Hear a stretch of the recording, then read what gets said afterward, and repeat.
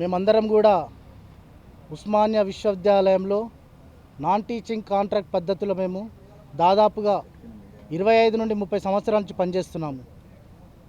మేము ఏదైతే కాంట్రాక్ట్ పద్ధతిలో మొదలుపెట్టామో ఆనాడు మాకు 3,000 4,000 రూపాయలు జీతం ఇవ్వడం జరిగింది.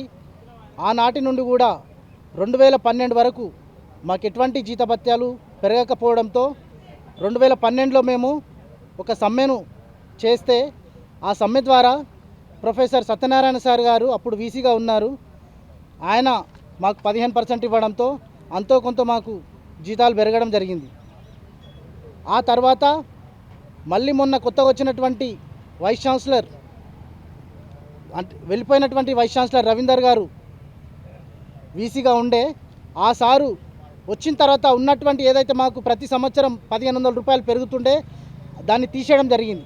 దానివల్ల గత 4-5 సంవత్సరాలుగా మాకు ఎటువంటి జీతభత్యాలు పెరగడం లేదు. ప్రభుత్వం నుంచి వచ్చినటువంటి జియో ఏది కూడా మాకు ఇంప్లిమెంట్ చేయడం లేదు. దాదాపుగా ఇక్కడ ఉన్న వాళ్ళందరూ కూడా SC ST BC minority contract పద్ధతిలోనే పనిచేస్తున్నటువంటి వాళ్ళు వీళ్ళందరూ కూడా. కానీ గత ప్రభుత్వం 10 సంవత్సరాలు పరిపాలించి కాంట్రాక్ట్ పద్ధతినే తీసేస్తాము, కాంట్రాక్టు ఉద్యోగులను అందరినీ కూడా రెగ్యులరైజ్ చేస్తాము, ఆ మాటనే వినిపించకుండా చేస్తామని చెప్పి 10 సంవత్సరాలు మభ్యపెట్టి మమ్మల్ని మోసం చేయడం జరిగింది.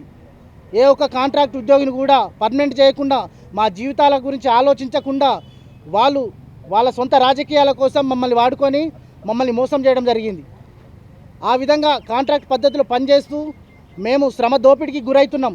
అతి తక్కువ జీతాలతోని మేము బతకలేకపోతున్నాం.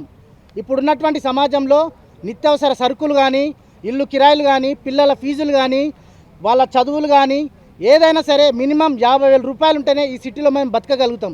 అలాంటిది ఇప్పుడు మేము 20,000 రూపాయలు తీసుకొని ఏ విధంగా బతకాలో ఇప్పుడున్నటువంటి ప్రభుత్వమే కావచ్చు, గత ప్రభుత్వమే కావచ్చు, ఇప్పుడున్నటువంటి మా ఉస్మానియా యూనివర్సిటీ అధికారులే కావచ్చు, ఒకసారి ఆలోచించాలి. మాకు కనీసం 40,000 రూపాయలు జీతం అన్న చేస్తే మేమేదో అంతో ఎంతో బతకగలుగుతాం.